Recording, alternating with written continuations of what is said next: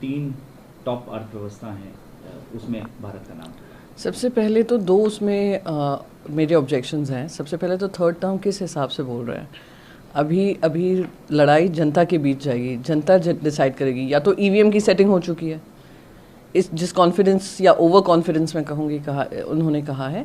पर साथ ही साथ $3 ट्रिलियन इकोनॉमी की जो बात कर रहे हैं और थर्ड प्लेस पे $3 ट्रिलियन इकोनॉमी, ये कहा है। I'm sorry, you'll have to do this again. I just got a little confused. Prime minister ने कल बोला है कि हमारा जो थर्ड टर्म आएगा एनडीए का, उसमें जो भारत है वो विश्व की 3 टॉप अर्थव्यवस्थाओं में आ जाएगा। जब पहला टर्म था, प्रधानमंत्री नरेंद्र मोदी जी ने देश की जनता से कहा था कि वो भ्रष्टाचार ख़त्म करेंगे, वो महिलाओं पे वार ख़त्म करेंगे, महंगाई की मार से जनता को राहत देंगे और एक 15 लाख हर बैंक अकाउंट में होगा, काला धन वापस आएगा। और फिर कुछ दिन बाद जीतते ही अमित शाह जी ने कह दिया वो तो सब इलेक्शन जुमला है, चुनावी जुमला कहा था। सेकेंड टर्म में भी बहुत बड़े बड़े वादे किए थे, पर सबके साथ वादा खिलाफी हुई। आप मन की बात करते रहते हैं, जन की बात हो नहीं रही है।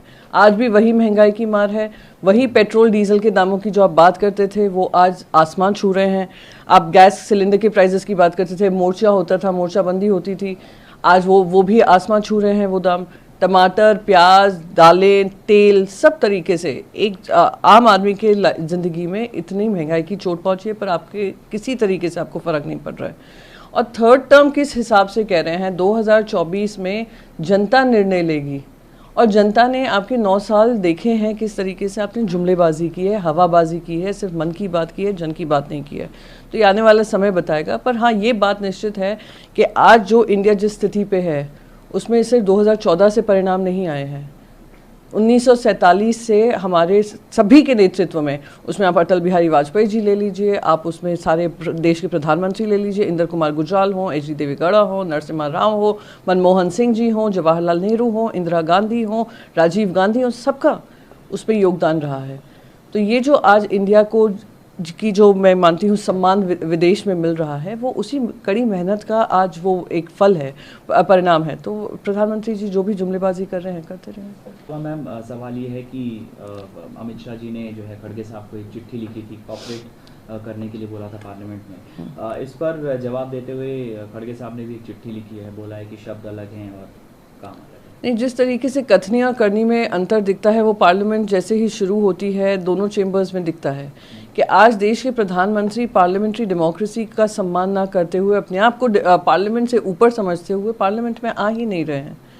आज दुनिया के किसी कोने में जहाँ डेमोक्रेसी का मॉडल है, कौन से ऐसे प्रधानमंत्री हैं या प्रेसिडेंट है who is not answerable to the parliament.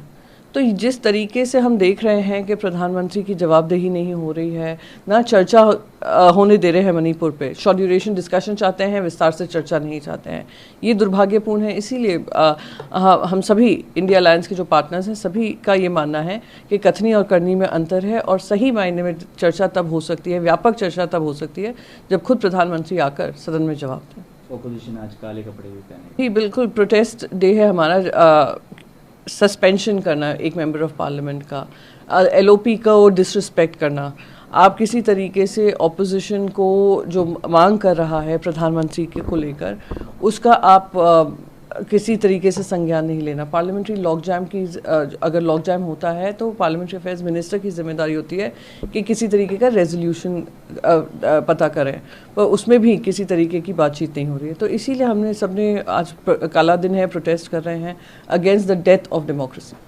इसके अलावा मैम सवाल करप्शन के कई चार्जेस लग रहे हैं। बीजेपी ने राज्यपाल को एक ज्ञापन सौंपा है, बोला है कि 5600 करोड़ का घोटाला हुआ है, 3 घोटाले हुए हैं। देखिए, वहाँ के गवर्नर भी वैसे ही सुपर एक्टिव रोल में हैं जिस तरीके से सारे नॉन बीजेपी राज्यों में हैं। और भारतीय जनता पार्टी आरोप इस बुनियाद पे लगा रही है क्योंकि अभी उन्होंने ईडी, आईटी, सीबीआई सबको अपने काबू में किया हुआ है। सेंट्रल एजेंसीज अब इंडिपेंडेंट नहीं हैं, उनको अंडरमाइन किया गया है और सिर्फ ऑपोजिशन पे इस्तेमाल कर रहे हैं। तो ये पॉलिटिकली मोटिवेटेड कैंपेन है, पॉलिटिक्स से प्रभावित है और इसका किसी भी तरीके से मैं मानती हूँ भारतीय जनता पार्टी को, खास करके तमिलनाडु में कोई फ़ायदा नहीं होने वाला है क्योंकि तमिलनाडु की जनता अपनी सरकार के साथ है। 1 साल पर है, वहाँ पर विधानसभा में एक प्रस्ताव रखा गया था महिला अत्याचारों के ऊपर, उस पर विधानसभा अध्यक्ष ने उस प्रस्ताव को खारिज कर दिया। इसको किस तरह से देख रहे हैं आप? नहीं, देखिए जैसे अभी आप पार्लियामेंट में देख रहे हैं और आप असेंबलीज में देख रहे हैं कि क्या वो मुद्दे पे काम हुआ नहीं हुआ, क्या कानून व्यवस्था अपने अंतर्गत जो केंद्र सरकार के अंतर्गत है या राज्य सरकारों के अंतर्गत है वो काम कर रही है या नहीं कर रही है। तो अगर पॉलिटिकली मोटिवेटेड मोशन है उनका तो वो खारिज किया ही जाएगा, पर अगर व्यापक चर्चा करनी है तो उसको एक्सेप्ट किया जाएगा। हम झारखंड में भी लॉ एंड ऑर्डर से सीपीआई नेता की गोली मार। भैया भारतीय जनता पार्टी के कोई भी शासित राज्यों में दिक्कत नहीं है। ये इस तरीके से नॉन बीजेपी स्टेट्स को लेकर टारगेट करना, लॉ एंड ऑर्डर की बात करना, पर मणिपुर पे चुप्पी बांधे रखना, 80 दिन से ज़्यादा हिंसा चल रही है। हमारे प्रधानमंत्री मौन व्रत किए बैठे हैं और प्रधानमंत्री से पूछना चाहूँगी, प्रधानमंत्री सिर्फ एक ही राज्य के मुखिया हैं या भारतीय जनता पार्टी शासित राज्यों के प्राइम मिनिस्टर हैं कि सारे देश के प्राइम मिनिस्टर हैं? तो इस तरीके से जो लॉ एंड ऑर्डर को लेकर सवाल उठते हैं, सबसे पहले अपने गिरेबान में झांकें। मध्य प्रदेश हो, उनका मणिपुर हो, नॉर्थ ईस्ट के बाकी सारे स्टेट्स हों, आप उसमें देखिए किस तरीके से भारतीय